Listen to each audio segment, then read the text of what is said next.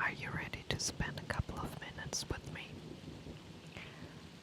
to, ramble about life and to ground you? That's my intention for this video, to ground you. Because sometimes we need a voice of reason. Sometimes we need a voice of wisdom. And the older I get, the more I experience that I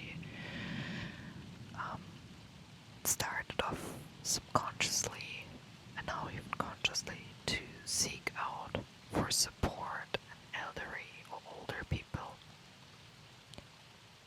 with their wisdom and life experience, sometimes in real life or even online through ASMR videos. There, I'm watching. I love to watch people who are a little bit older who carry, a certain depth. And who I am looking up to in a way, where I'm like, yes, this is where I want to go. Surely it's not the only content that I'm consuming from older people.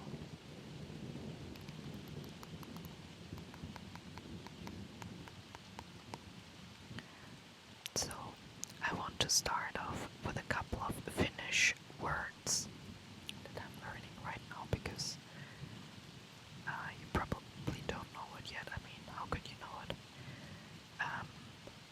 I'm part Finnish, but I didn't grow up learning or listening to Finnish, which is quite unfortunate. So, yes, English is not my native language. That's why maybe, here and there I might be incorrect, but that's okay. And why I thought it's such a sweet idea to integrate Finnish words into my video is because I believe it kind of marks the intention that I want to deliver with this video. Because if you don't know it, Finnish people are a little bit different, especially a little bit different from other people in the northern countries like Sweden, Norway, Denmark. I mean, I love the Danish people. I've been in my life a couple of times in Denmark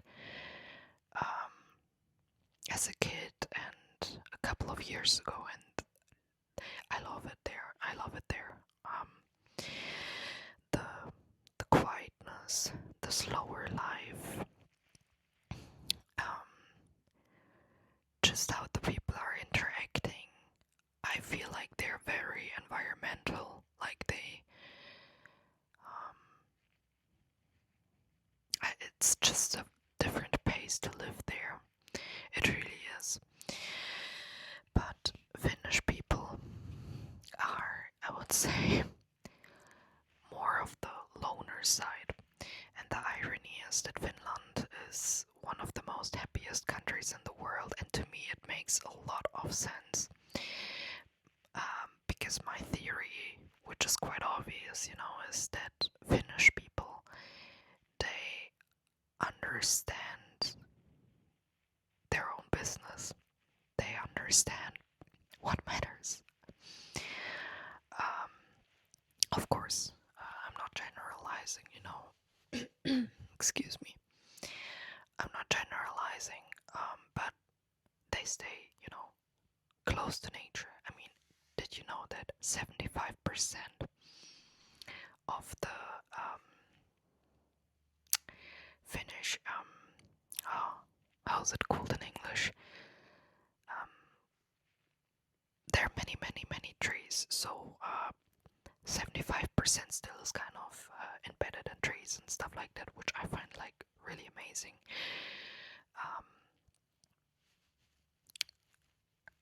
So yeah, they are very, very, and many, many seas. There are many little seas, and that's what Finland is quite known for. It doesn't matter where you're going, you always will find like a little sea or whatever. And I have still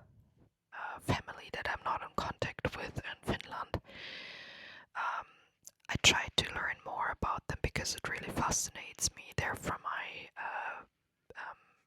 my father's side. And I already heard, some stories how they came to the country I'm living now, and some family history stuff, and I know that they lived very isolated in the woods, and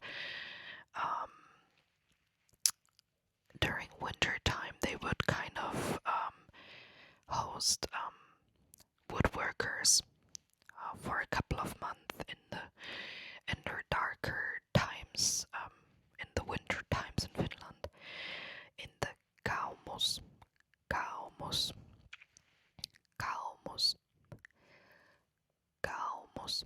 I hope I pronounced it right. I think some also said like Kaumus, Kaumus, Kaumus. It's the again I'm learning, so keep that in mind.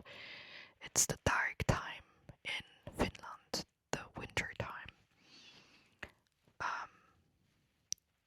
where it can be very dark, and also in Denmark and Sweden and Norway. It obviously depends where you are, but if you're in Lapland, whatever, it's a different story.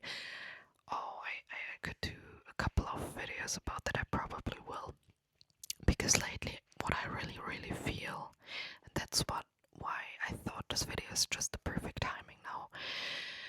Even though I didn't grow up in Finland, I always felt the strong pull towards the northern countries and Finland, which obviously makes sense because my former family, my ancestors are forest people,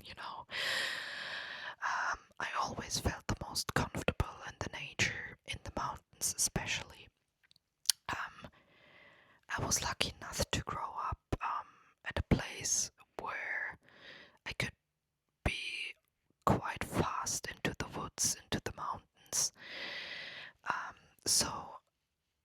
And I spent a lot of time in the woods as a kid. So it always, it's just a different kind of magic for me, it always grounds me, and it always will. And so it makes sense, I believe it really makes sense, and for so long I kind of pushed that voice away. But sometimes this feeling becomes unbearable at the moment to me, which means that there is probably another change within myself and my physical life happening soon-ish. For the ones who don't know me, I'm a huge fan of change, because I believe automatically it's the only thing that really is promised change. And once we get locked in with that idea, that concept of change, it loosens its fears without saying that there's no fear involved anymore, Change is always scary, but I believe the more you experience change and let go of the control, the more you become flexible, or how Bruce Lee would say, you become like water. Not that I am far, far away.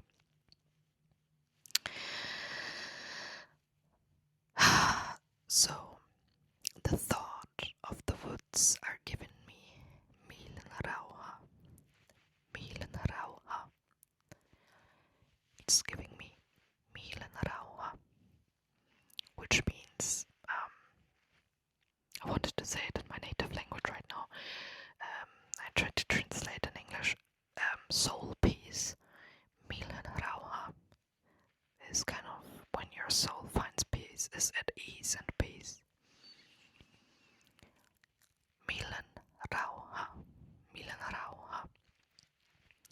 Mielen rauha. And to come back to the Finnish people,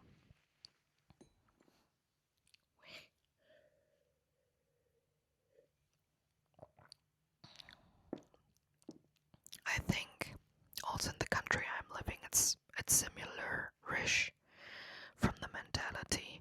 We're not very outgoing people. We're not very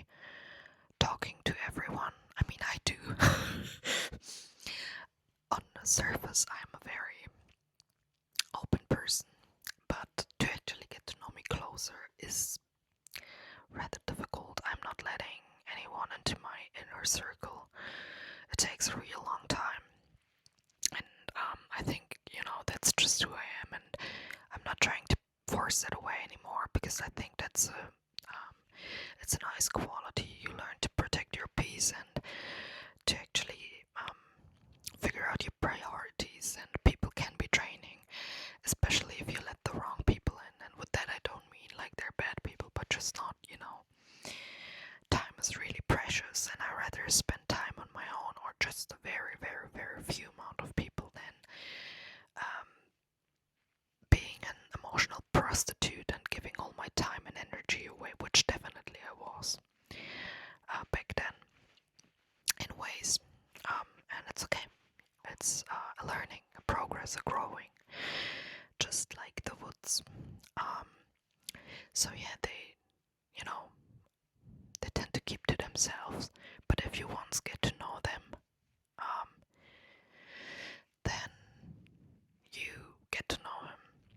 You get to know them. Also, I believe, being in nature, being so embedded in nature makes a huge difference.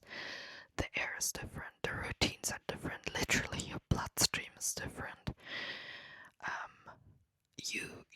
You will have different thoughts. I mean, I used to work on an island at the Baltic Ocean, and I would work there and live there. And I remember all the time I was having free time, which was not too often because I were working quite a lot. I would go to the ocean side, which I, saw from my sleeping window, which was amazing. And I would stand at the ocean side, at the beach, and would smell the salt from the water. And I would close my eyes and would stand or sit there, and the waves would come and go.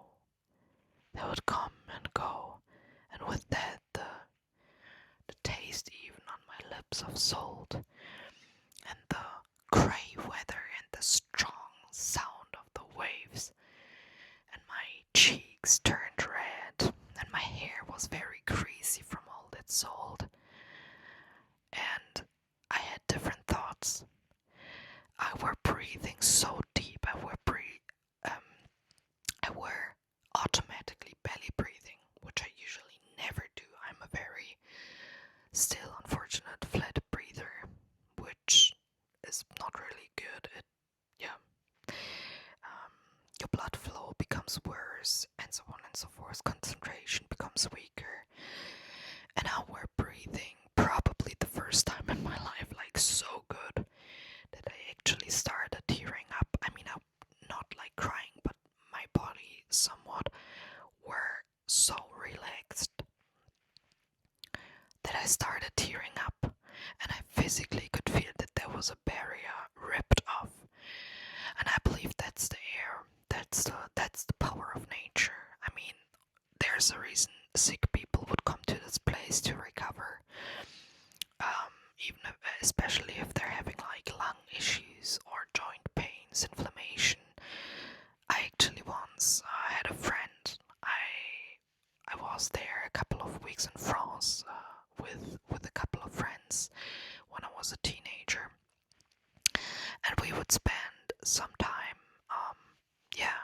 in France, and he had alopecia, so he had like literal bald spots all over his head. He still was beautiful, and I always told him that you don't need to be insecure, and he opened up, and how hard it was growing up like that in school. I can imagine, kids can be so bad sometimes when you're a little bit different.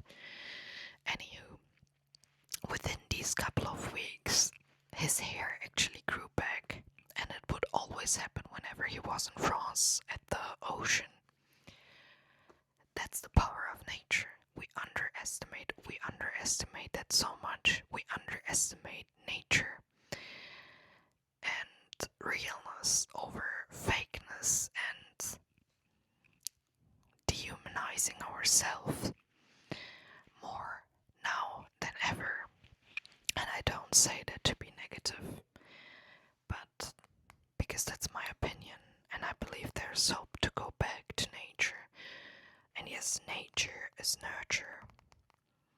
It's good for our cielo. Cielo means soul. Cielo. It sounds similar to the word in my language, which is Seele. Seele, cielo, soul. Seele, cielo, soul.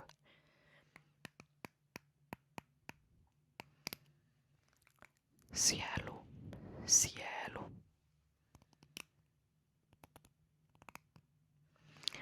Milen rauha. Milen rauha. Cielo, cielo. I remember when I was, I think, 17. Let's sorry for another video, but I discovered an artist. His name is Jon Henrik Fjällgren. He is a Finnish singer. He yoiks, and joiken is like a singing form in Finland that usually don't inquire words, but only the melody of your voice. And many cultures actually have that, and the reason is that words oftentimes cannot get the grip of the feeling, of the power you feel while singing, that they limitate us. Words are an irony. On one hand, there are the way to communicate, but we also can communicate without words. We do it all the time. We do it all the time with our expressions, with our hands, gestures, and so on and so forth.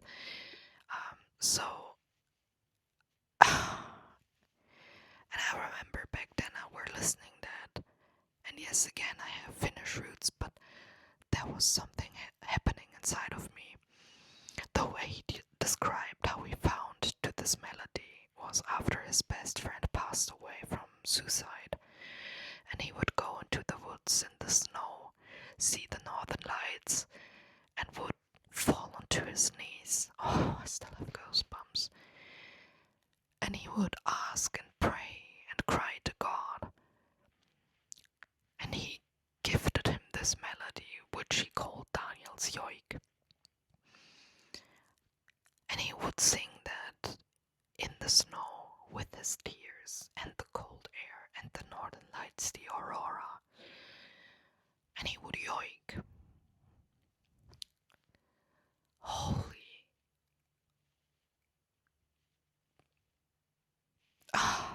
It always makes me emotional. I'm being honest. And that's where my cielo belongs. That's where my cielo belongs. And it's so beautiful to know that. It's so beautiful to know that because you can set your intentions. I wish you a very beautiful evening, or day, or night, or morning. Never give up on your journey. You will get there, and you will figure out what is good for you. I love you.